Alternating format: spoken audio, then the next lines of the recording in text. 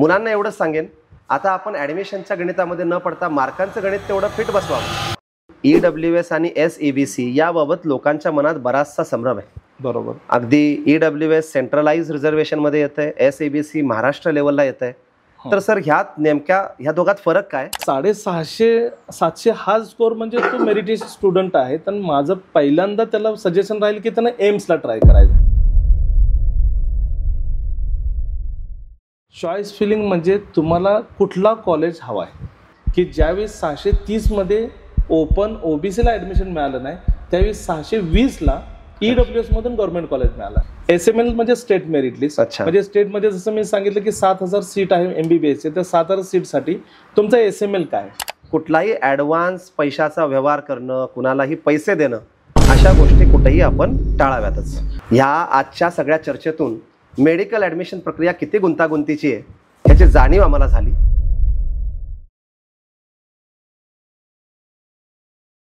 नमस्कार, sir Einstein अकॅडमीच्या career कट्ट्यावरती आपलं स्वागत.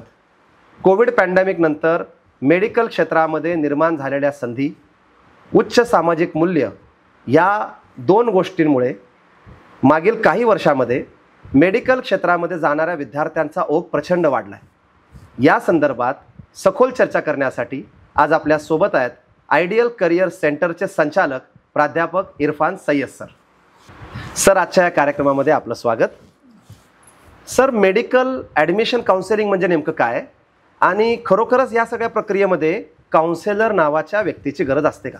12वी नंतर मेडिकल कोर्सेसमध्ये प्रवेश करिता जी प्रोसेस आहे त्यामध्ये रजिस्ट्रेशनपासून ते ॲडमिशनपर्यंत प्रत्येक टप्प्यावर नियमावली वेगळी आहे. त्या सगळ्या नियमांचं आपल्याला माहिती होणे, अपडेट होणे आणि त्याचबरोबर या सर्व टप्प्यावर मार्गदर्शन करणे, याच प्रोसेसला आपण म्हणतो ॲडमिशन काउन्सिलिंग. हे ॲडमिशन काउन्सिलिंगमध्ये मार्गदर्शन करणारी जी व्यक्ती आहे त्याला आपण म्हणतो काउन्सिलर. तर काउन्सिलरची गरज काय आहे, तर भारतामध्ये जी ॲडमिशन प्रोसेस आहे ती वेगळी आहे. म्हणजे राज्यासाठी वेगळी, सेंट्रलसाठी वेगळी, सेंट्रल युनिव्हर्सिटीसाठी वेगळी, आणि या सगळ्यांची माहिती नसल्याने फार चुका घडतात आणि छोटीशी चूक त्या विद्यार्थ्याचं करिअर किंवा 1 वर्ष वाया घालवू शकते. म्हणून ॲडमिशन काउन्सिलरची नितांत मेडिकल प्रवेशसाठी तर गरज आहे. सर, या ॲडमिशन काउन्सिलिंग प्रक्रियेचे नेमके किती टप्पे पडतात? आपण याची विभागणी 4 टप्प्यात करू शकतो. पण त्या विभागण्याआधी 1-2 टप्पे हे महत्त्वाचे की तुम्ही ऑल इंडिया कोटातून ॲडमिशन घेणार आहात का स्टेट कोटातून, म्हणजे महाराष्ट्रात घेणार आहात की महाराष्ट्र सोडून इतर राज्यामध्ये घेणार आहात, तर हे तुम्हाला आधी ठरवावं लागेल. आणि त्यानंतर जर विभागणी करायची तर 4 टप्प्यात विभागणी पण करू शकतो. सर्वप्रथम डॉक्युमेंटेशन, की कागदपत्रे आपल्याला व्यवस्थित गोळा करणे ज्यामुळे तुम्हाला आरक्षणाचा लाभ मिळेल किंवा इतर लाभ मिळतील. 2 नंबर तुमचं जे राहतं रजिस्ट्रेशन, की रजिस्ट्रेशन कुठले करायचे आहेत, आणि महाराष्ट्राचं केला त्याचबरोबर डीमचं करायचं का नाही, ऑल सेंट्रलचं करायचं, अदर स्टेटचं, मग MBBS BDS प्लस मला आयुष कोर्सेस, प्रत्येकाचे रजिस्ट्रेशन वेगळे आहेत. त्यानंतर तुमचं राहतं चॉईस फिलिंग, म्हणजे कुठले कॉलेजाची निवड करायची आणि ते योग्य निवड करणे, त्यात चुका न करणे, आणि चॉईस फिलिंग, आणि शेवटचा की अलॉटमेंट आणि कॉलेज जॉईनिंग, रिपोर्टिंग देखील आपण त्याला म्हणू शकतो. तर हे 4 टप्प्यामध्ये संपूर्ण काउन्सिलिंग प्रक्रिया चालते. अच्छा सर, या काउन्सिलिंग प्रक्रियेची नोंदणी किंवा ह्याची सुरुवात एखाद्या सर्टिफाईड काउन्सिलरकडे आपण नीट परीक्षेच्या अगोदरच करावी का नीट परीक्षेनंतर अप्रोच करावा, याविषयी आपण काय सल्ला द्याल? बघा, नीट परीक्षा ही NTA नॅशनल टेस्टिंग एजन्सी मार्फत घेतली जाते. नीट परीक्षेपूर्वीच कित्येक रजिस्ट्रेशन स्टार्ट होतात. अच्छा. हां, कारण भारतामध्ये सेंट्रलाइज ॲडमिशन प्रक्रिया नाही आहे. प्रत्येक काही संस्थान आहे की त्यांची सेपरेट ॲडमिशन प्रोसेस राहते, जसं फिजिओथेरपीमध्ये आहे किंवा इतर कोर्सेसमध्ये, आणि त्याचबरोबर शासनाची प्रक्रिया वेगळी, डीम्ड युनिव्हर्सिटीज वेगळी, आणि ह्या नीट परीक्षेचे पूर्वीच हे सगळ्या गोष्टी स्टार्ट होतात. तर ॲडमिशन काउन्सिलिंग जर घ्यायची असेल तर नीट परीक्षेपूर्वीच घेतलेली कधीही चांगली. अच्छा सर, आता आपण एक उल्लेख केला की मेडिकल ॲडमिशन प्रक्रियेमध्ये सेंट्रलाइज्ड प्रोसेस नाही आहे, ह्याचं नेमकं कारण काय सर? सेंट्रल प्रोसेस नसण्याचं कारण एक आहे की ऑल ओव्हर इंडियामध्ये जे कॉलेजेस आहेत, गव्हर्नमेंट कॉलेज वेगळे, प्रायव्हेट कॉलेज वेगळे, त्याचबरोबर डीम्ड कॉलेजेस आहेत, या सगळ्यांच्या फीमध्ये तफावत आहे. त्याचबरोबर आरक्षण, कॉन्स्टिट्युशनल आरक्षण आणि स्पेशल आरक्षण. म्हणजे कॉन्स्टिट्युशनल आरक्षणमध्ये आपण ओबीसी, SC ST त्याचबरोबर EWS हे आरक्षण राहतं. पण स्पेशल आरक्षण जसं महाराष्ट्रामध्ये डोंगरी दाखला जर असेल तुमच्याकडं तर महाराष्ट्रामध्ये तुम्हाला हिली एरिया रिझर्वेशन मिळतो. वेस्ट बेंगालमध्ये स्वातंत्र्य सेनानीचे जे पाल्य आहेत त्यांना फ्रीडम फायटरचं रिझर्वेशन मिळतं. तुम्ही कर्नाटकमध्ये जर गेला तर कर्नाटकमध्ये तुम्हाला NCCचं रिझर्वेशन आहे, नॅशनल कॅडेट कोर्स म्हणून जो होता तर त्याचा रिझर्वेशन आहे. तर हे सगळ्या रिझर्वेशनला तुम्ही एका ठिकाणी मर्ज करू शकत नाही. त्या कारणाने सेंट्रलाइज काउन्सिलिंग आपल्याकडं भारतामध्ये अजून तर नाही आहे, भविष्यात ज्यावेळी येईल त्यावेळी येईल. परंतु आत्ता सध्या 3 टप्प्यात आपल्याला ॲडमिशन प्रोसेस करावी लागते. एक ऑल इंडिया काउन्सिलिंग, त्यानंतर राज्य काउन्सिलिंग आणि त्याचबरोबर दुसरं जे राहतं डीम्ड काउन्सिलिंग. सर, आरक्षणाविषयी आपण चांगला मुद्दा बोललात, त्याविषयी मी नंतर येईल. सध्या काही बेसिक मुद्दे माझ्या समोर येत आहेत आणि त्यातला एक मुद्दा म्हणजे असा की आजच्या काळामध्ये मेडिकल ॲडमिशन घेणं म्हणजे हे मोठं दिव्यच आहे. 100%. सहसा गव्हर्नमेंट कॉलेज लोक प्रेफर करतात आणि प्रायव्हेटच्या फीज हा एक वेगळाच विषय आहे. महाराष्ट्रापुरतं जर बोलायचं झालं तर गव्हर्नमेंट, प्रायव्हेट आणि डीम्ड याबद्दल आपण काही कॉलेजची नावं सांगाल का, जेणेकरून आमच्या प्रेक्षकांना हे कळणं सोपं होईल की ह्या कॉलेजेसची नक्की विभागणी कशी असते. प्रत्येक विद्यार्थीचं, पालकांचं स्वप्न राहतं की माझा पाल्य जो आहे, विद्यार्थी जो आहे तो गव्हर्नमेंट मेडिकल कॉलेजमधूनच MBBS करावा. जसे BJ मेडिकल कॉलेज आपण पुण्यामध्ये ससून हॉस्पिटलला संलग्न आहे, त्याचबरोबर ग्रँड मेडिकल कॉलेज मुंबईचं आहे, सेट GS मेडिकल कॉलेज मुंबईचं. ते बरेचसे मेडिकल हे गव्हर्नमेंट मेडिकल कॉलेज सगळ्यांची पसंती राहते. परंतु मेरिटवर सगळ्या गोष्टी डिपेंड आहेत. जसं 2023 मेरिटवर मी नंतर बोलेन. पण यामध्ये जर ॲडमिशन नाही मिळालं तर मग प्रायव्हेट मेडिकल कॉलेज, तर प्रायव्हेट मेडिकल कॉलेजमध्ये पण मी बऱ्याच वेळा अनुभव केलेला आहे की पालकांची आणि विद्यार्थ्यांची पसंत जे शहरी भागातल्या कॉलेजेसला जास्त आहे.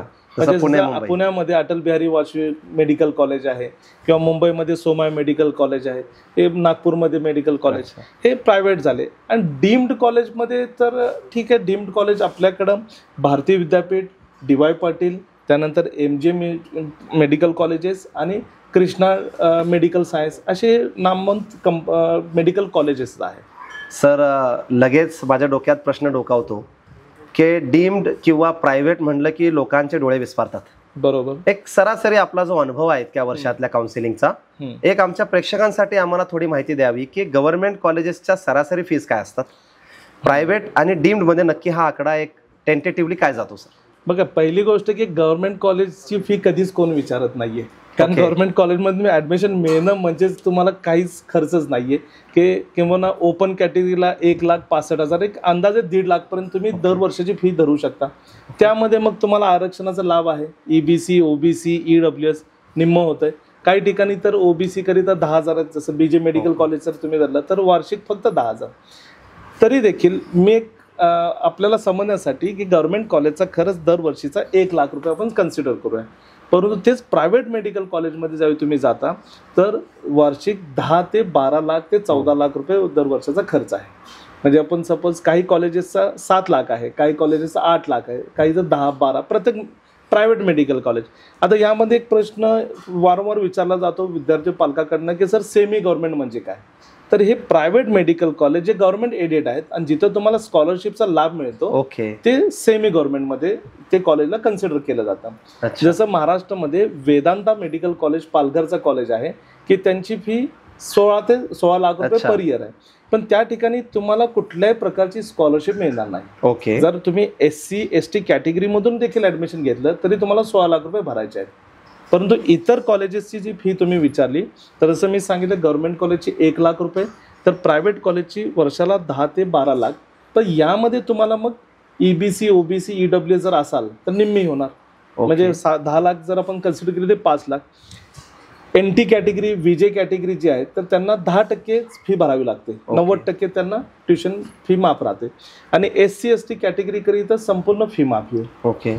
त्याचबरोबर मुलींच्याकरिता जी शैक्षणिक योजना आहे त्यामध्ये पण फी माफी आहे. तर गव्हर्नमेंट कॉलेजच्या तुलनेत प्रायव्हेट मेडिकल कॉलेजची फी ॲक्च्युली 5 पटीनं जास्त आहे. आणि तेच जर तुम्ही डीमच्या बाबतीत म्हटलं तर सामान्य वर्ग किंवा मध्यमवर्गीयांचं एक कामच नाहीये, कारण डीम मध्ये सुरुवातच होती 1 कोटीपासून टोटल पॅकेज, म्हणजे मी 5 वर्षाचा, आणि वार्षिक फीनुसार जर बोलणं केलं तर कमीत कमी 20 लाख रुपये दरवर्षीचं फी आहे, आणि त्यामध्ये 10% 60% वाढ ही वेगळंच आहे. तर सोप्या भाषेत गव्हर्नमेंट मेडिकल कॉलेजमध्ये तुम्ही MBBS चा कोर्स 5 लाखात करू शकता. प्रायव्हेट मेडिकल कॉलेजमध्ये 30 लाख ते 60 लाख तुम्ही काय बेनिफिट तुम्ही घेता त्यावर डिपेंड आहे, आणि डीम्ड कॉलेजला 1 कोटीपेक्षा जास्त. ओके सर, प्रवेश प्रक्रियेमध्ये आपण हे सर्व काम करत असताना बऱ्याचशा टेक्निकल टर्म्स ह्यामध्ये पालकांना माहीत नसतात, मुलांना तर ती दूरची गोष्ट आहे. बरोबर. त्यामध्ये आम्ही ऐकलेली एक कॉमन टर्म म्हणजे all India quota, state quota, institutional quota, NRI quota. नेमक्या ह्या सगळ्या गोष्टी काय आहेत आणि आपण ह्या कोटा संदर्भात पालकांना किंवा विद्यार्थ्यांना कुठली गोष्ट रिकमेंड कराल? याकरिताच काउन्सिलरची गरज पडते, कारण हे प्रोसेसच एवढी किचकट आहे की यामध्ये विद्यार्थी पालकांना एकदम कन्फ्यूज होतं. जसं सोप्या भाषेत सांगायचं, गव्हर्नमेंट कॉलेज, प्रायव्हेट कॉलेज आणि डीम्ड कॉलेज. ठीक आहे. तर गव्हर्नमेंट कॉलेजमध्ये 85% सीट जे आहे ते राज्याकरिता राखीव असतात, ज्या राज्याचे आहेत. जसं आपण महाराष्ट्राच्या बाबतीत सांगूया तर महाराष्ट्रामध्ये जवळपास 41 गव्हर्नमेंट मेडिकल कॉलेजेस आहेत, तर त्यामधले 85% सीट हे महाराष्ट्राच्या विद्यार्थीकरिता आहे. पण त्यासाठी रजिस्ट्रेशन करायचं तो CET सेलचा स्टेट कोटा 85% कोटा. ओके, याचं रजिस्ट्रेशन तुम्हाला करावं लागतं. आणि राहिलेले उर्वरित 15 सीट आहेत, त्या 15 सीट करिता महाराष्ट्राच्या विद्यार्थ्यासह ऑल ओव्हर इंडियाचे विद्यार्थी पात्र आहेत, आणि त्यांना त्याकरिता ऑल इंडिया कोटामधून रजिस्ट्रेशन करावं लागेल. अच्छा. परंतु हे रजिस्ट्रेशन करताना एक गोष्ट हे पण लक्षात ठेवा की प्रायव्हेट कॉलेजसाठी हे रजिस्ट्रेशन नाहीये. ऑल इंडिया कोटाचं जे रजिस्ट्रेशन आहे ते फक्त गव्हर्नमेंट कॉलेजचे 15% आणि डीम्ड कॉलेजचे 100% सीट. ओके. परंतु प्रायव्हेट कॉलेजचे प्रत्येक राज्याचं जे स्वतःचं स्वतंत्र स्टेट काउन्सिलिंग आहे त्यामार्फतच सीट अलॉट होतात. ओके, हा प्रश्न आपण अतिशय सोपा करून आम्हाला सांगितलात, ज्याला आपण ऑल इंडिया किंवा स्टेट कोटा म्हणूयात. अजून एक मुद्दा यामध्ये येतो तो म्हणजे NRI आणि इन्स्टिट्यूशनल कोटा. हा काय प्रकार आहे? NRI कोटा, इन्स्टिट्यूशनल कोटा या सगळ्या गोष्टीला आपण सोप्या भाषेत मॅनेजमेंट कोटा म्हणू शकतो. अच्छा. आणि मॅनेजमेंट कोटा म्हणजे लोकांना एकच वाटतं की डोनेशनचा कोटा. ओके. तर तसं नाही राहिलेलं. मेडिकल फील्डमध्ये डोनेशन हा विषय ऑन पेपरच आलेला आहे. म्हणजे तुमचे रेग्युलर फी 10 लाख रुपये असेल आणि तर तुम्हाला मेरिटमधून ऍडमिशन मिळालं तर 10 लाख रुपये, परंतु तुम्हाला मेरिटमधून नाही मिळालं आणि मॅनेजमेंट कोटातून ऍडमिशन घ्यायचं असेल तर ते तुम्ही घेऊ शकता, पण तिथे ती फी चौपट, तिप्पट, चौपट, 5 पट पर्यंत आकारली जाते. म्हणजे 10 लाखाच्या ऐवजी 30 lakh per year, 40 lakh per year, 50 lakh पर्यंत पर इयर. म्हणजेच एखादा जर मध्यमवर्गीय विद्यार्थी आहे, त्याला जर 650 ते 700 मध्ये स्कोर झालेला आहे, तर त्या विद्यार्थ्याला ह्या सगळ्या टेक्निकॅलिटीज मध्ये नेमकं कुठं ऍडमिशनसाठी आपण रिकमेंड करता सर? बघा, 650 700 हा स्कोर म्हणजे तो मेरिटेशन स्टुडंट आहे. तर माझं पहिल्यांदा त्याला सजेशन राहील की त्यांना एम्सला ट्राय करायचं, all India institute of medical science. Okay. का ट्राय करायचं? म्हणजे बरेचसे लोक मला विचारतात की एम्स मध्ये का जावं, तर मी मध्ये का जाऊ नये हे आधी विचारा. कारण नाम मात्र 5,000 रुपये वार्षिक फी मध्ये तुमचं सगळं टोटली खर्च होतं. आणि जे एम्स म्हणजे काय, सगळ्यांचं दिल्ली एम्स म्हणजे जेवढे तुम्ही कधी पण बघा, पंतप्रधान आजारी झाले एम्स मध्ये भरती, अमिताभ बच्चन आजारी झाले एम्स मध्ये भरती. हे एम्स म्हणजे आपल्या इंडियातले टॉपचे इन्स्टिट्यूट. अच्छा. हां, आता ही गोष्ट वेगळी आहे की आता कट ऑफच एवढा हाय झालेला आहे की प्रत्येकाला शक्य नाहीये, परंतु तरी देखील 680 प्लस जे कोर्स स्कोर आहे त्या सर्व विद्यार्थ्यांना सेंट्रल युनिव्हर्सिटी जाऊन ट्राय करावं. अच्छा. याचबरोबर आपण भाग्यशाली आहोत महाराष्ट्रीयन की AFMC arm force medical college देखील आपल्या पुण्यामध्ये आहे. आणि ऑल ओव्हर इंडियामधलं मिलिटरी बेस एकच हॉस्पिटल आहे, एकच कॉलेज आहे MBBS आणि ते पुण्यामध्ये. तर AFMC मध्ये पण तुम्ही ट्राय करू शकता.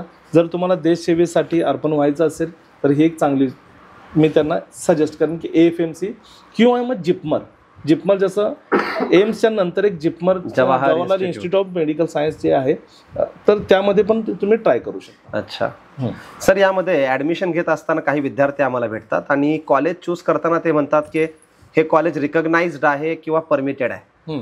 तर ह्या टर्म्स नेमक्या काय सांगतात? रिकॉग्नाइज्ड कॉलेज आणि परमिटेड कॉलेज ह्या दोघांमधला नेमका फरक काय आणि कुठलं चांगलं? चांगलं वाईट म्हणण्यापेक्षा कसं एक तर रेटिंग एक राहते. चांगलं वाईट जर आपल्याला म्हणायचं असेल तर नॅशनल रँकिंग जे राहील त्या रँकिंगमध्ये तुम्ही बघितलं तर एक टॉप 50 कॉलेज तुम्ही बघता, परंतु रँकिंग जी आहे त्या रँकिंगमध्ये जेवढे पार्टिसिपेट आहेत तेवढ्यांचीच रँकिंग राहते. ओके. त्यामुळे त्या रँकिंगवरची विश्वासार्हतेच्या बाबतीत पण जरा संशय येतो.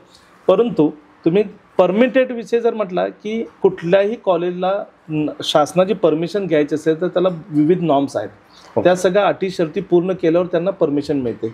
परंतु ती परमिशन जी आहे ती एका वर्षापुरतच राहते, टेम्पररी राहते. दरवर्षी तुम्हाला रिन्युअल करावं लागते. तर दरवर्षी तुम्ही नॉर्म्स कंप्लीट करायचं. जोपर्यंत पहिली बॅच पासआउट होत नाही तोपर्यंत तुम्ही परमिटेडच राहणार. त्यानंतर मग तुम्ही रिकॉग्नाइज. म्हणजे जे जुने कॉलेज आहेत ते रिकॉग्नाइज्ड आहेत आणि जे नवीन कॉलेजेस येतात ते परमिटेड असतात.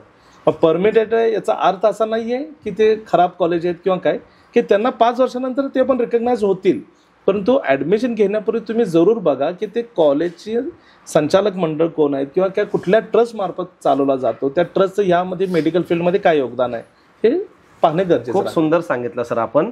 मागे एकदा चर्चेत उल्लेख केल्यानुसार स्कोर आणि रँक ह्याचं कोरिलेशन नेमकं काय? कारण आपल्याला एक कल्पना आहे मागील 3-4 वर्षापासून जो काही संख्या आहे नीट देणाऱ्यांचा तो प्रचंड वाढत चालली. बरोबर. आणि मग त्या संख्येमध्ये एकूणात रँक आणि मार्कांचं नेमकं कोरिलेशन आपण कसं पाहता आणि नक्की ह्यातलं सुपेरियर काय आणि त्या दोन्ही गोष्टींकडे विद्यार्थ्यांनी आणि पालकांनी कसं पाहावं?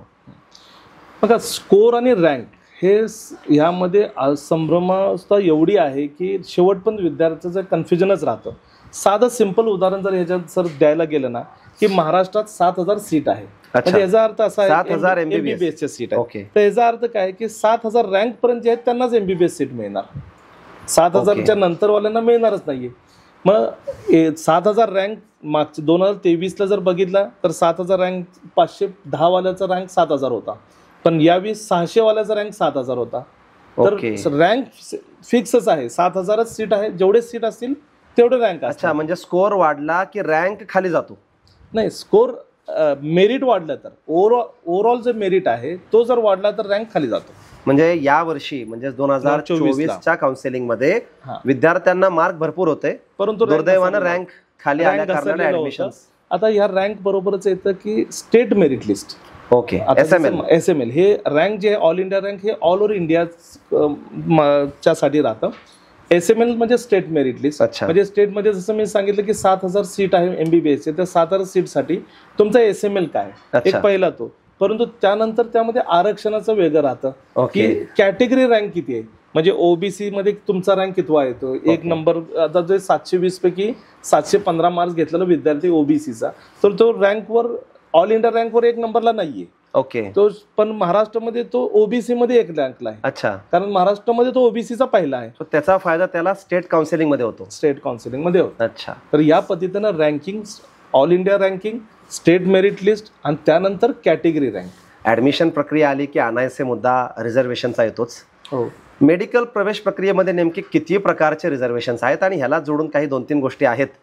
तर पहिला मुद्दा, मेडिकल प्रवेश प्रक्रियेमध्ये किती प्रकारचे आरक्षणं म्हणजेच रिझर्वेशन्स आहेत आणि त्यासाठी लोकांनी नेमके कोणकोणते डॉक्युमेंट नेहमी तयार ठेवावेत?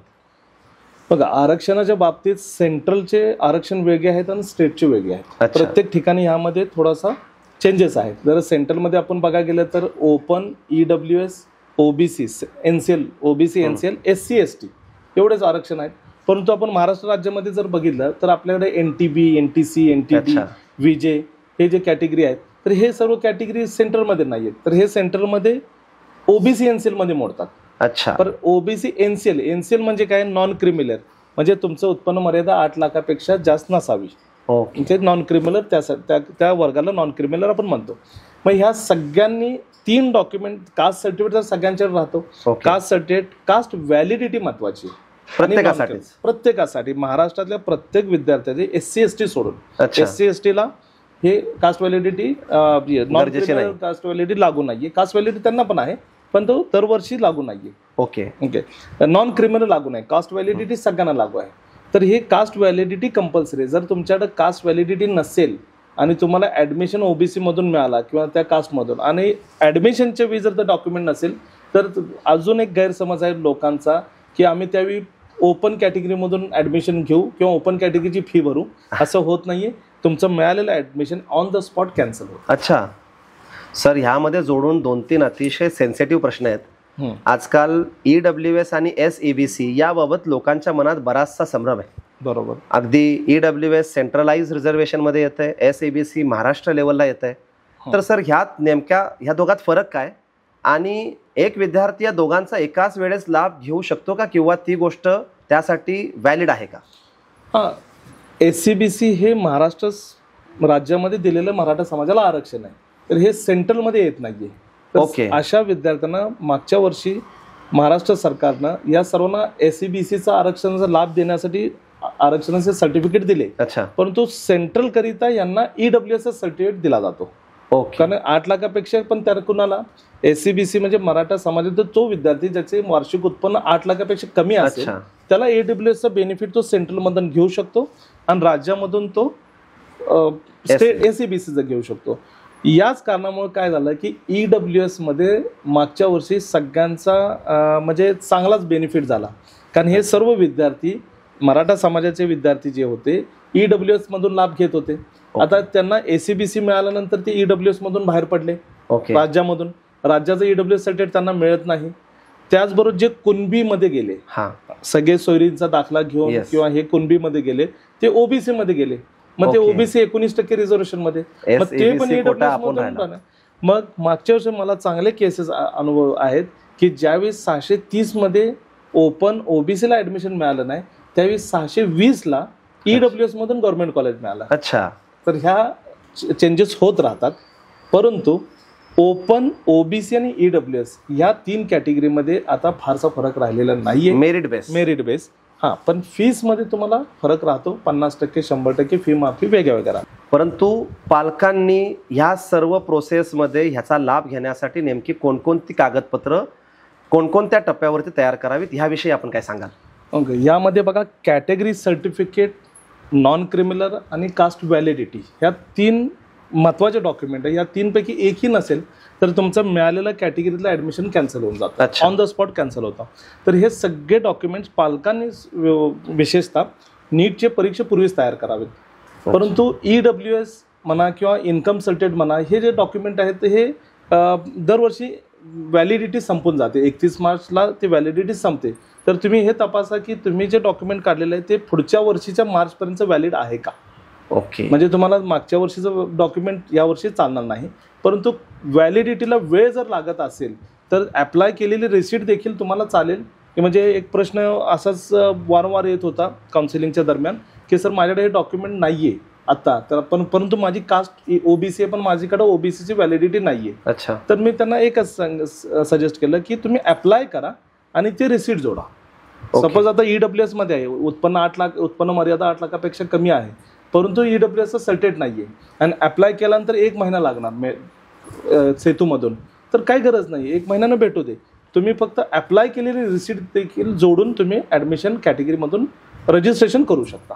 सर, आपण काउन्सिलिंगच्या टप्प्यांना नमूद करत असताना चॉईस फिलिंग नावाचा हा शब्द वापरला. बरोबर. चॉईस फिलिंग असेल किंवा फ्री एक्झिट असेल किंवा अपग्रेडेशन असेल, अशा बऱ्याचशा टर्म्स लोकांच्या डोक्यावरून जातात.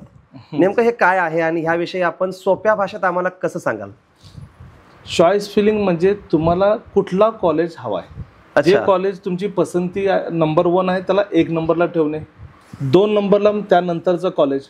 परंतु हे करताना तुम्ही हे बघायला हवंय की गव्हर्नमेंट कॉलेज जे तुम्हाला मिळत नाहीये हे माहीत असून देखील ते तुम्हाला 1 नंबरलाच ठेवायचं आहे. कारण सुदैवाने जर मिळाला तर तुम्ही घेणारच आहात. तर चॉईस फिलिंग म्हणजे तुमच्या पसंतीचा क्रम, की तुम्हाला पहिल्यांदा कुठलं कॉलेज पाहिजे. की मी पुण्याचा विद्यार्थी आहे, मुलगी आहे, तर मला पुण्यामध्येच पाहिजे. मग पुण्यामध्ये पहिल्यांदा गव्हर्नमेंट BJ मेडिकल कॉलेज. मग त्यानंतर त्यांच्या पालकांचं म्हणणं आहे की मी गव्हर्नमेंट BJ मेडिकल कॉलेज नाही मिळालं तर मी इतर ठिकाणी जाण्यापेक्षा पुण्याच्या प्रायव्हेट कॉलेजला जाणार. मग ते त्या ठिकाणी ते काय करणार, मग मायमर कॉलेज 2 नंबरला, काशीबा नवले 2 नंबर किंवा 3 नंबरला ठेवणार. परंतु इतर विद्यार्थी काय करणार, BJ गव्हर्नमेंट मेडिकल कॉलेज नंतर ग्रँड मेडिकल मुंबई किंवा मग GMC Kolhapur, GMC Nanded, GMC Nagpur. Government कॉलेजसाठी सगळेजण एकाच सिम्पल ह्याच्यात सांगेन की महाराष्ट्रातले प्रत्येक विद्यार्थी, सपोज एक 1.5 लाख विद्यार्थी नीट क्वालिफाय होतात दरवर्षी महाराष्ट्रामध्ये, 1.5 लाख विद्यार्थी चॉईस फिलिंगमध्ये सर्वप्रथम गव्हर्नमेंट मेडिकल कॉलेज लाईननं 1 नंबर ते 41 नंबर ते सगळे टाकणार. त्यानंतर प्रायव्हेट कॉलेज टाकताना मग त्यावेळी फी मध्ये बघणार की सगळ्यात स्वस्त कुठला आहे. म्हणजे डॉक्टर उल्हास पाटील जळगाव हा कॉलेजची फी सगळ्यात कमी आहे. किंवा किंबहुना मायनॉरिटी विद्यार्थी जर असेल तर मायनॉरिटीचं जालनामध्ये एक मायनॉरिटी कॉलेज आहे, तर त्यांची फी फक्त 7 लाख रुपये, आणि त्यात जर उत्पन्न 8 लाखापेक्षा कमी असेल तर EBC सवलतमध्ये ते 5 लाखापर्यंत येतं. मग त्यांची पहिली पसंती ते राहणार. म्हणजे गव्हर्नमेंट कॉलेज सगळे टाकणार, पण प्रायव्हेट कॉलेज टाकताना फी बघून टाकलं जातं. तर यालाच म्हणतात चॉईस फिलिंग. परंतु चॉईस फिलिंगमध्ये चुका भरपूर करतात. अच्छा. की चॉईस फिलिंग करताना तुम्हाला MBBS ची करायची, त्याचबरोबर BDS ची पण करायची. म्हणजे आता काही कॉलेज असे आहेत जसं DY पाटील, MBBS पण आहे, BDS पण आहे. मग तुम्ही टाकतानाच फक्त DY पाटील बघता आणि त्याचा कोड नंबर बघत नाहीये. तर 2-3 केसेसमध्ये असं झालं की विद्यार्थ्यांना फक्त DY पाटील नाव बघितलं, पण हे बघितलं ना की हा कॉलेज BDS चा आहे, आणि त्यानं त्याला सिलेक्ट केला. त्याचे स्कोर चांगला होता, त्याला MBBS मिळायचं होतं, पण त्यानं चुकून BDS सिलेक्ट केला, मग त्याला BDS मिळाला. आणि तो राऊंड होता तिसरा. आणि तिसऱ्या राऊंडमध्ये विषय असा आहे की एकतर तुम्ही तो कॉलेज घ्यायचा किंवा त्या वर्षीच्या काउन्सिलिंग मधून बाहेर पडता. अर्थातच यासाठी खऱ्या अर्थानं काउन्सिलरची गरज का आहे हे इथं नमूद होतं. सर, फ्री एक्झिट आणि अपग्रेडेशन हे कॉन्सेप्ट ह्याच मला वाटतं प्रोसेसचा भाग रिलेटेड आहे. हे काय नेमकं? जे तुम्ही ज्यावेळी चॉईस फिलिंग केल्यानंतर त्यानुसार तुम्हाला सीट अलॉट होते मेरिटनुसार. आता चॉईस फिलिंग मध्ये पण काही विद्यार्थी यामध्ये वेगळंच शक्कल लढवतात की सगळेजण क्रमवारीत चॉईस फिलिंग करताय तर मी उलटं करेन. तर तुम्ही उलटं सुलटं काही करा, तुमचा ज्यावेळी ऑल इंडिया रँकनुसार नंबर येणार त्याचवेळी तुम्हाला सीट जर असेल तर अलॉट होणार. अच्छा. तर ठीक आहे, तुम्हाला सीट अलॉट झाली मेरिटनुसार, तर सीट अलॉट झाली, तुम्हाला तो कॉलेज पसंत असेल तर तुम्ही तो कन्फर्म करायचा आहे, म्हणजे जाऊन ॲडमिशन घ्यायचं आहे. परंतु तुम्हाला जर असं वाटत असेल की आता मला प्रायव्हेट कॉलेज मिळालेलं आहे, मला गव्हर्नमेंट मिळू शकेल, किंवा गव्हर्नमेंट कॉलेज आता मी पुण्याचा विद्यार्थी मला नंदुरबारचं मिळालेलं आहे आणि मला बारामतीचं पुण्याच्या जवळचं मिळू शकेल, तर तुम्हाला ते कॉलेज पण सोडायचं नाही आहे, तर त्या अशावेळी तुम्ही अपग्रेडेशनची सुविधा वापरू शकता. अपग्रेडेशनमध्ये तुम्ही ते कॉलेज रिझर्व करून पुढच्या राऊंडमध्ये जाऊ शकता. परंतु तुम्हाला जर एवढा विश्वास आहे की आत्ता मिळालेलं मी कॉलेज जर सोडलं तरी पुढच्या राऊंडमध्ये मला ॲडमिशन मिळणारच आहे, ही जर खात्री असेल तर तुम्ही फ्री एक्झिटचं ऑप्शन घेऊ शकता. काही करायचं नाही आहे, ऑटोमॅटिक ती मिळालेली सीट कॅन्सल होते. खूप छान सर, अतिशय सोपं आपण सांगितलं. एकूणातच मेडिकल क्षेत्रामध्ये करिअर करू इच्छिणाऱ्या बऱ्याचशा विद्यार्थ्यांची आणि पालकांची गोची अशी आहे की आर्थिक बाजू. आपण आधीच नमूद केलं की फक्त 41 मेडिकल कॉलेजेस आहेत महाराष्ट्रामध्ये गव्हर्नमेंट. अर्थातच मुलांचा लोंढा पाहता प्रत्येकाला तेच कॉलेज मिळणं शक्य नाही. मग अशा वेळेस या आर्थिक बाबी नेमक्या जुळवायच्या कशा? आय मीन, शासकीय काही यासाठी योजना आहेत का, किंवा अशा काही गोष्टी आहेत का की ज्यामध्ये एखाद्या मध्यमवर्गीय पालकाला किंवा ज्याचं उत्पन्न कमी आहे अशा विद्यार्थ्यांना सुद्धा ह्या कॉलेजेसमध्ये एंट्री मिळेल, ज्या माध्यमातून त्यांना कुठेतरी शासकीय योजनांची सवलत मिळेल किंवा त्यातून त्यांना कुठेतरी दिलासा मिळेल? याविषयी आपण हे म्हणजे मुलांचं ॲडमिशन आणि अर्थकारण ह्याची मध्यमवर्गीय व्यक्तीने नेमकी सोय कशी करावी ह्याबद्दल काय सांगाल? बघा, यामध्ये वैद्यकीय क्षेत्र म्हटले खर्चाची बाजू हे जग जाहीर आहे, परंतु सर्व गोष्टी मेरिटवर आहे. Merit is the only solution. तुमच्याकडे मेरिट जर असेल तर तुम्हाला गव्हर्नमेंट कॉलेजमध्ये सर्व सुविधा उपलब्ध आहे, नाममात्र शुल्कमध्ये 10,000 20,000 वार्षिक खर्च आहे. परंतु एक आहे की स्पेशल मुलींच्यासाठी, म्हणजे मी जसं सांगितलं की महाराष्ट्रामध्ये 41 गव्हर्नमेंट कॉलेज आहे, 23 प्रायव्हेट कॉलेज आहे, तर मुलींच्यासाठी महाराष्ट्रातल्या त्या 23 प्रायव्हेट कॉलेज पण गव्हर्नमेंट असल्यागत आहे. कारण त्यांना 100% फी माफीची योजना जी मागच्या वर्षी सरकारनं जाहीर केली होती त्याचा संपूर्ण लाभ मिळत आहे. आणि ते लाभ जर घ्यायचा असेल तर त्यामध्ये फक्त एवढंच आहे की आरक्षित प्रवर्गातील म्हणजे EWS, EBC, OBC किंवा NT-VJ कुठल्याही कॅटेगरीची मुलगी असेल तर त्याला पहिल्यांदा 50% फी माफी होती, तर 100% फी माफी आहे. आणि विशेषतः तुम्ही जर बघितला तर 65% मुलींचा सहभाग आहे ॲडमिशनमध्ये किंवा मेरिटमध्ये, तर त्यांना एक सुविधा दिलेली आहे 100% फी माफी योजना. इतर जे मुलं आहेत तर त्या सगळ्यांना जर फी माफी किंवा कन्सेशन स्कॉलरशिप घ्यायचं असेल, फ्रीशिप घ्यायचं असेल तर उत्पन्न मर्यादा 8 लाखापेक्षा कमी होती. आता शासनाने, महाराष्ट्र राज्य सरकारनं केंद्राला एक याचिका केलेली आहे की 8 लाखाऐवजी 12 लाख कन्सिडर करण्यात यावं, स्लॅब वाढवावा. जर ते झालं तर सगळ्यासाठी अपेक्षा करूयात, ते नक्कीच अपेक्षा करूया. परंतु एक GR पण आलेला आहे मागच्या वर्षी की जे आरक्षित प्रवर्गातील विद्यार्थी आहेत त्यांना जर नॉन क्रिमिनल सर्टिफिकेट असेल तर तुम्हाला मग NCL उत्पन्न दाखल्याची गरज नाही. अच्छा, म्हणजे हा निर्णय नक्कीच, हा निर्णय खूप लोकांना ह्याचा लाभ मिळाला. म्हणजे ज्या लोकांचं उत्पन्न 12 लाख 13 लाख 15 लाख आहे त्या सगळ्यांना पण या GR योजनेचा लाभ मिळाला. आणि त्यांच्या सगळ्यांची फी जी आहे 60 लाख ऐवजी 30 लाख आता होणार. चला, आपण बऱ्याचशा मुद्द्यांना एक चांगलंच डिस्कस केलेलं आहे. तरी सुद्धा काही मुद्दे ह्या पलीकडचे राहतात की महाराष्ट्रामध्ये ज्या विद्यार्थ्यांना ॲडमिशन मिळत नाहीत, बरेचसे विद्यार्थी बाहेर जाण्याचा विचार करतात. परंतु यामध्ये पुन्हा तीच टर्म पुन्हा येते, ओपन स्टेट आणि क्लोज्ड स्टेट. ही नेमकी काय बाब आहे सर? महाराष्ट्रामध्ये नाही मिळालं तर महाराष्ट्राच्या बाहेर मग जवळच राज्य आहे कर्नाटक ओपन स्टेट आहे, तामिळनाडू, केरळ हे सगळे ओपन स्टेट आहे. क्लोज स्टेटमध्ये मध्य प्रदेश आणि मध्य प्रदेश क्लोज स्टेट आहे, गुजरात क्लोज स्टेट आहे. क्लोज स्टेटचा अर्थ काय की तिथं फक्त स्थानिक विद्यार्थी ऍडमिशन घेऊ शकतात, म्हणजे त्या राज्याचा विद्यार्थी. मग महाराष्ट्र स्वतः सगळ्यासाठी क्लोज स्टेट आहे ना. ओके. महाराष्ट्रामध्ये इतर राज्याचे विद्यार्थी ऍडमिशन 85% मध्ये घेऊ शकत नाही. 85% म्हणजे स्टेट कोटा आणि 15% म्हणजे ऑल ओव्हर इंडियाचा कोटा. ओके. मग ते ऑल ओव्हर इंडियाचा कोटा फक्त गव्हर्नमेंटला राहतो, गव्हर्नमेंट कॉलेजला. प्रायव्हेट कॉलेजला तो कोटा मॅनेजमेंटचा राहतो. म्हणजे जी फी 1 कोटी रुपयाच्या आसपास जे बजेट आहे तो कोटा राहतो. म्हणजे महाराष्ट्र पण इतरांसाठी क्लोज आहे. ओके. मग तर महाराष्ट्राच्या विद्यार्थ्याला जर इतर राज्यात जायचं असेल तर त्या राज्याचं रजिस्ट्रेशन करणं बंधनकारक आहे. अच्छा. महाराष्ट्रामध्ये सपोज 60 लाख रुपये फी आहे कोर्सची, सगळीकडे एक समान फी आपण कन्सिडर करूया की 60 लाखचा आकडा कन्सिडर करूया. महाराष्ट्राच्या प्रायव्हेट कॉलेजला 60 लाखमध्ये त्या विद्यार्थ्याचं ॲडमिशन जर झाला तर त्याला नियमाप्रमाणे OBC EWS EBC असेल तर 30 लाख, SC ST असेल तर 0, NT असेल तर 0, मुली गर्ल कॅन्डिडेट असेल तर 0. म्हणजे त्या ठिकाणी फक्त 1 लाख रुपये खर्च येतो डेव्हलपमेंट फीचा. परंतु ह्या सगळ्या सुविधा तुम्हाला फक्त महाराष्ट्र पुरतच मर्यादित आहे. इतर राज्यात तुम्हाला ह्या कुठल्याही कॅटेगरीचा बेनिफिट मिळणार नाही. म्हणजे मग असं आहे की जर एखादा महाराष्ट्रातला विद्यार्थी त्याचं मेरिट कमी आहे अथवा त्याची चॉईस महाराष्ट्रात फुलफिल होत नाही, अशा वेळेस जर तो बाहेरच्या राज्यामध्ये ऑफकोर्स ओपन स्टेटमध्ये प्रवेश घेत असेल तर त्याला स्कॉलरशिपचा लाभ होणार का? नाही मिळणार. कुठल्याही स्कॉलरशिपचा लाभ मिळणार नाही, कारण महाराष्ट्र शासनाच्या स्कॉलरशिपचा लाभ मिळणार नाही. परंतु सेंट्रल स्कॉलरशिपचा 100% लाभ मिळेल. नॅशनल स्कॉलरशिप पोर्टलमध्ये विविध मेरिट कम स्कॉलरशिप आहे किंवा इतर स्कॉलरशिप त्याचा लाभ मिळू शकेल. परंतु महाराष्ट्राची जी स्कॉलरशिप आहे त्याचा लाभ नाही. याचा अर्थ केंद्र सरकारचा जो EWS कॉन्सेप्ट आहे तो बाहेरच्या स्टेटला सुद्धा इक्वली लागू आहे. तो लागू आहे, परंतु गव्हर्नमेंट कॉलेजला. अजून इथेच सगळ्यांचा संभ्रम निर्माण होतोय की प्रत्येक पॅरेंटला हे वाटतं की मी सेंट्रलचा सर्टिफिकेट 10%चा काढलेला आहे EWSचा, म्हणजे जर मी इतर राज्यामध्ये प्रायव्हेटला ऍडमिशन घेतलं तरी मला 10%चा आरक्षण फायदा मिळेल. अजिबात नाही सर. एकूणात ऍडमिशन प्रवेश प्रक्रिया जवळून पाहत असताना महाराष्ट्राच्या बाहेर सुद्धा जाण्याचं प्रमाण आज प्रचंड आहे. स्पेशली आपल्या भागामध्ये कर्नाटककडे जाणं किंवा त्या राज्यामध्ये स्पेशली BAMS सारखे कोर्स प्रिफर करणं, हा नेमका काय प्रकार आहे आणि ह्याविषयी आपलं नेमकं सल्लं काय आहे, म्हणजे ह्याविषयी आपलं मत काय आहे?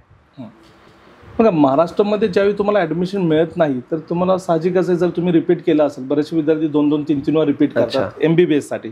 तर MBBS साठी जर तुम्हाला महाराष्ट्रात मिळाला तर मी सांगितल्याप्रमाणे जर बजेट असेल तुमचा 60 लाख तर तुम्ही कर्नाटकला प्रेफर करू शकता, कारण जवळचं राज्य.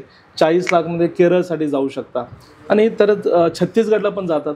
इवन UPला, नॉर्थ इंडियाला, UP बिहारला जाण्याचा कल आता महाराष्ट्राच्या विद्यार्थ्यांचा वाढलेला आहे. अच्छा. मागच्या वर्षी माझ्याकडून जवळपास 47 विद्यार्थी UPच्या स्पेशली कॉलेजला गेलेले आहेत, प्रायव्हेट कॉलेजला. 60-70 लाख जर बजेटची तयारी असेल तर महाराष्ट्राचे विद्यार्थी कुठेही जाऊन ऍडमिशन घेऊ शकतात. परंतु BAMS संदर्भात एक विषय कसा आहे की MBBS BDS मध्ये एकतर तुम्ही मेरिटनुसार जाल किंवा मग NRI कोटामधून, तर कोटीच्या वरती बजेट राहतो. पण BAMS मध्ये महाराष्ट्रामध्ये जे कॉलेजेस आहेत तर त्यांचा पण कट ऑफ शक्यतो 350च्या आसपास राहतो. अच्छा. 350 पेक्षा कमी जर स्कोर असेल आणि तुम्हाला BAMS घ्यायचं असेल तर तुम्हाला इन्स्टिट्यूट कोटामधून घ्यावं लागतं. आणि इन्स्टिट्यूट कोटाची फी जी आहे तिप्पट आहे. म्हणजे 2 लाख रुपये एका वर्षाची जर फी असेल तर इकडे तुम्हाला 6 लाख रुपये. मग 6 गुणिले 4.5 म्हणजे 27 लाख रुपयेचं जवळपास ही रेग्युलर फी शासनाने ठरवलेली आहे. हॉस्टेल सोडून फीस रेग्युलरिंग ऑथॉरिटी FRA त्याला म्हणतात. FRAने ठरवून दिलेली ही फी आहे हॉस्टेल मेस सोडून. मग 27 लाख प्लस हॉस्टेल मेस म्हणजे एक 30-35 लाखापर्यंत हे तुमचं राहतं. यामध्ये जे प्रीमियम इन्स्टिट्यूट आहेत ते 40 लाख पण मागतात. हो. आणि मागच्या वेळी एक असं फक्त पत्र आलेलं होतं की 5 पट पर्यंत घेऊ शकतात, तर सगळ्यांनी 5 पटच घेतली. अच्छा, म्हणजे रेग्युलर कोटाच्या 5 5 पट म्हणजे 27च्या ऐवजी मग सरळ तो वेगळाच विषय, म्हणजे 2 गुणिले 5 10 लाख, म्हणजे 50 लाखची डिमांड 40 आणि 45 लाख रुपयाची डिमांड व्हायला लागली. तर महाराष्ट्रात लगत असलेलं कर्नाटक राज्यामध्ये BMSचे कॉलेजेस भरपूर आहेत. BMSचे जास्त कॉलेज असल्याने आणि जास्त सीट आणि तिथं 20% कोटा ऑल ओव्हर इंडियासाठी राखीव आहे. अच्छा, अशा कारणामुळं कमी विद्यार्थी, कमी स्कोर वालेला, इवन 130 140 जस्ट एलिजिबल स्कोर देखील असेल तर त्याला तिथे 15 लाखमध्ये ॲडमिशन मिळून जातं. चांगली गोष्ट आहे खूप. त्या कारणानेच हे विद्यार्थी तिकडे जातात. मी माझ्या मागच्या वर्षीच्या अनुभवामध्ये आठवतंय की UPला BMSसाठी जाणारे पण विद्यार्थी आहेत. चाणक्य आयुर्वेदिक मेडिकल कॉलेजमध्ये 2 विद्यार्थ्यांनी आपल्या महाबळेश्वर जावली भागातलेच आहेत. अच्छा, तर का गेले तर 12 लाखमध्ये इन्क्लुडिंग हॉस्टेल मेस. ग्रेट. त्यानंतर केरळमध्ये सगळ्यात शेवटी मला आठवतं की 13 जानेवारीपर्यंत काउन्सिलिंग चालली, तर 13 जानेवारीला पण केरळमध्ये काही विद्यार्थी गेले 12 लाखमध्ये इन्क्लुडिंग हॉस्टेल मेस. तर अशा प्रत्येक ठिकाणी थोडंसं तुम्हाला सॅक्रिफाईस, कम्फर्ट झोन जर तुम्ही सोडायला तयार असाल नक्कीच, तर ह्या सगळ्या गोष्टी पॉसिबल आहेत. Especially sir, Russia Ukraine war पासून चर्चा ॲब्रॉड ॲडमिशन्स, आणि ते आता पीक इतकं जोमात आहे की युक्रेन असेल, रशिया असेल, जॉर्जिया असेल, बांगलादेश असेल, इथे लोकांचा एक ओघ प्रचंड आहे. आणि नंबर ऑफ मॅगझिनमधून वाचन केल्यानंतर असं कळतं की ह्यामध्ये प्रचंड विरोधाभासी सिच्युएशन्स आहेत. आपण MBBS इन फॉरेन किंवा MBBS इन ॲब्रॉड या संदर्भात आपलं नेमकं मत काय आणि त्याविषयी आपली भूमिका काय राहते मुलांसाठी? पहिला प्रश्न येतो की मी प्रश्न करेन की का जाऊ नये. भारतामध्ये जर MBBS मध्ये मेरिट नुसार ॲडमिशन नाही झालं आणि प्रायव्हेटमध्ये घ्यायचे तर मला 1 कोटी रुपये मोजावे लागणार आहेत. अच्छा, आणि तेच जर मला 25 ते 30 लाखमध्ये इन्क्लुडिंग हॉस्टेल मेस जर माझं MBBS शिक्षण पूर्ण होत असेल तर मी का जाऊ नये, हा पहिला प्रश्न निर्माण होतो. अच्छा, परंतु एक चांगली बाब आहे की जस्ट तुम्ही जर बघितला तर मागच्या आर्थिक बजेटमध्ये निर्मला सीतारामनजीनं याचं वक्तव्य पण तुम्ही वाचाल की येत्या 5 वर्षात 75,000 सीट वाढत आहेत मेडिकल ॲडमिशनचे. आता पण ते टप्प्याटप्प्यानं वाढणार आहेत, ते वाढतील नंतरचा विषय आहे.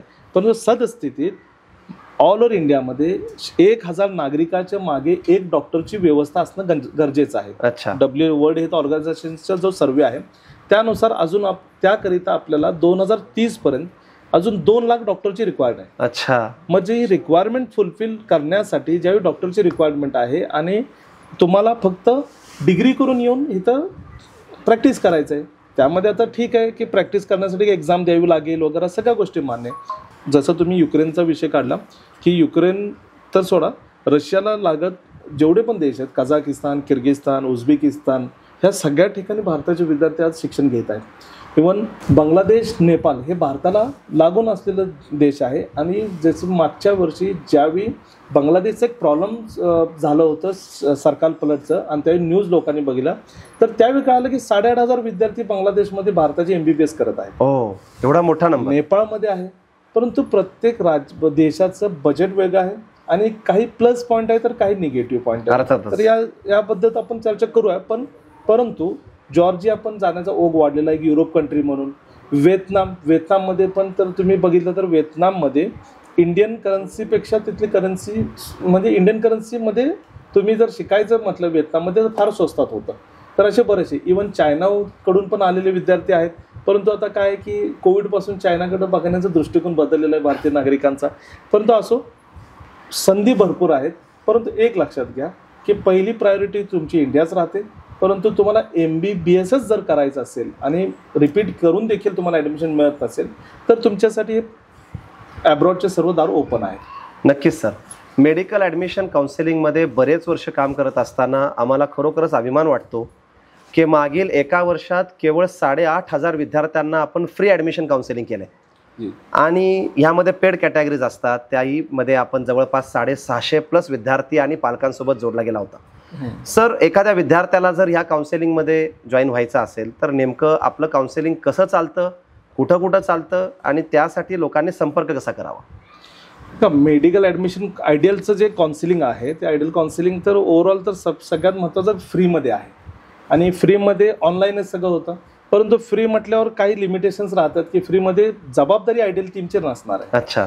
आता आयडियलचं मेन ऑफिस कराड तालुका जिल्हा सातारामध्ये आहे. तर हे याचबरोबर सातारा सिटीमध्ये पण आयडियलचं ऑफिस आहे. माणगाव कोकणमध्ये आपण एक चालू केलेलं आहे. त्याचबरोबर इतर ठिकाणी पण लवकरच ऑफिसेस होतील, ब्रँचेस होतील. परंतु तुम्हाला जर घ्यायचं असेल फ्री काउन्सिलिंगमध्ये तर आपले टेलिग्राम चॅनल, व्हॉट्सअप चॅनलमध्ये तुम्ही जॉईन होऊ शकता. त्याचं आपण लिंक डिस्क्रिप्शनमध्ये देत असतो, यूट्यूब व्हिडिओज वगैरेवर. आणि पेडमध्ये यायचं असेल तर एक चार्जेस राहतात. म्हणजे महाराष्ट्रासाठी काउन्सिलिंग करायची आहे का, मग अदर स्टेटसाठी करायचे का, ॲब्रॉडसाठी करायचे, तर विविध ॲडमिशनचे टप्पे राहतात. त्याच पद्धतीने तर काउन्सिलिंगचे टप्पे राहतात. तर तुम्हाला जे आहे ते नॉमिनल फीमध्ये आपण ते सुविधा उपलब्ध करतो. तर त्यामध्ये नीटचा फॉर्म फिलअप करण्यापासून ते रजिस्ट्रेशन, ॲडमिशन होईपर्यंत, इव्हन ॲडमिशनच्या नंतर स्कॉलरशिप आणि एज्युकेशन लोन ह्या सुविधा देखील आम्ही पुरवतो. मला अजून आठवतं की आमचे जे विद्यार्थी आता PGला गेलेत, म्हणजे MBBS करून आता PGला MS साठी MD साठी, तर त्यांचं पण कालच 2-3 विद्यार्थ्यांचा फोन आला, सर माझ्या स्कॉलरशिपचा फॉर्मचा अजून हे नाही, OTP नाही आला. म्हणजे आमच्या ऑफिसमध्ये काल सुट्टी होती, मग ते पाठवला नव्हता. म्हणजे आम्ही हे सर्व्हिसेस असं नाही आहे की ॲडमिशन मर्यादित आहे, ॲडमिशन नंतर पण या सगळ्या सुविधा तुम्हाला मिळत राहतात. अच्छा सर, काउन्सिलर संदर्भात एक शेवटचा प्रश्न म्हणजे असा की ॲज अ आयडियल म्हणून वैयक्तिकरित्या आपण नेमक्या अशा कोणत्या अतिरिक्त सर्व्हिसेस मुलांना आणि पालकांना आश्वस्त करता की ज्यासाठी आयडियल हे खरोखरच आयडियल आहे असं म्हणता येईल? नाही, सर्वप्रथम बघा, ह्यामध्ये आयडियल ॲडमिशन नंतरचा भाग आहे. आपण आयडियल ॲडमिशन काउन्सिलिंगमध्ये जे विद्यार्थी किंवा पालक आमच्याशी संपर्कात येतात ते ॲक्च्युली दरवर्षी 26 जानेवारीपासूनच येतात. अच्छा. प्रजासत्ताक दिनांक दिवशी आमचं काउन्सिलिंग पेड पण स्टार्ट होतं आणि फ्री पण स्टार्ट होतं. तर आमचं पहिलं ध्येय राहतं की ह्या विद्यार्थ्यांचा स्कोर कसा बूस्ट व्हावा. ओके. मग त्या अनुषंगाने आम्ही विविध टेस्ट सिरीज किंवा क्रॅश कोर्सेस वगैरे फ्री ऑफ कॉस्ट यांना देतो. अच्छा. किंवा एकदम अल्प दरात देतो. आणि नंतर मग ॲडमिशन, नीटचा फॉर्म फिलअप करणे, त्याचबरोबर इतर राज्याचे रजिस्ट्रेशन गरजेचे असेल तर ते करणे, प्रायव्हेटचं रजिस्ट्रेशन, सपोज NRIमधून ॲडमिशन घेण्यास जर उत्सुक असेल तर बजेट असेल त्या पार्टीचं, क्लायंटचं, तर आपण त्या पद्धतीनं NRIचे डॉक्युमेंट बनवून देणे, अशा सगळ्या सुविधा देतो. म्हणजे यामध्ये सगळी रिस्पॉन्सिबिलिटी आयडियल टीमची राहते. पालकांना, विद्यार्थ्यांना काही करायची गरज नाही. परंतु प्रत्येक स्टेपला आम्ही सॉफ्ट कॉपी त्यांना सबमिट करतो, जेणेकरून त्यांनी चेक करून सांगावं की कुठे जर चूक असेल तर त्याची एडिट करता येऊ शकते. सर, जशा काही काउन्सिलिंगच्या सकारात्मक बाजू आहेत त्याचबरोबर काही नकारात्मक बाजूही आम्ही आज ऐकतोय. वर्तमानपत्र असतील, सोशल मीडिया असेल, अमुक ॲडमिशनच्या आमिषाने इतक्या लाखाला गंडा घातला गेला आणि लोक साहजिकच त्याला फसतात. याविषयी आपला अभ्यास काय आहे आणि आपण याविषयी आमच्या प्रेक्षकांना, विशेष करून पालक मित्रांना काय सल्ला द्याल? मी एकच सांगेन की तुम्ही कुठलंही काउन्सिलिंग घ्या, स्टेटचं असो किंवा सेंट्रलचं असेल, त्यांचं इन्फॉर्मेशन बुलेटिन प्रसिद्ध केलं जातं. आणि ते इंग्लिशमध्ये पण राहतं, हिंदीमध्ये पण राहतं. CET सेल महाराष्ट्राचा मराठीमध्ये पण अवेलेबल आहे. ओके. तुम्ही जर ते 100% सगळं वाचलं तर तुम्हाला काउन्सिलरची गरजच नाहीये. परंतु काय होतं की रोजच्या रोज अटी शर्ती बदलत राहतात, नियम, इतर राज्याचे ॲडमिशन प्रोसेस आणि यामध्ये तफावत असल्याने काउन्सिलर सगळेजण नेमणूक करतात. परंतु जे फसवी कुठे होते की जसं वेटरनरीचे महाराष्ट्रामध्ये 5 गव्हर्नमेंट कॉलेज आहेत. तुम्ही त्यांच्या वेबसाईटवर रजिस्ट्रेशन करताना पाहाल की रेड कलरमध्ये लिहिलेलं आहे की आमच्याकडं कुठल्याही प्रकारचे मॅनेजमेंट सीट अवेलेबल नाही. अच्छा. किंवा कुठल्याही एजंटवर विश्वास ठेवू नका, कारण आमचं प्युअरली ॲडमिशन हे मेरिट बेस होतं. तरी देखील दरवर्षी मी ॲडमिशन करून देतो, तुम्ही माझ्यावर विश्वास ठेवा, या नावाखाली बरेचसे एजंटगिरी करणारे लोक पालकांना फसवतात आणि ते पालक बळी पडतात. तर आता त्यामध्ये पालकांनी सावध राहणं गरजेचं आहे. त्याचबरोबर तुम्ही ज्या पण ॲडमिशन काउन्सिलिंगसाठी काउन्सिलरची नेमणूक करताय तर तुम्ही त्या काउन्सिलरला किती वेळ भेटलाय. अच्छा. हां, तो तुम्हाला किती वेळ देतोय, तो स्थानिक आहे का नाही हे तुम्हाला पाहणं गरजेचं आहे. कित्येक केसेसमध्ये माझ्याकडे असे केसेस आले की परप्रांतीय काउन्सिलर आहेत, त्यांनी कधी भेटलेलं नाही आहे, फोनवरच फक्त बोलणं झालेलं आहे.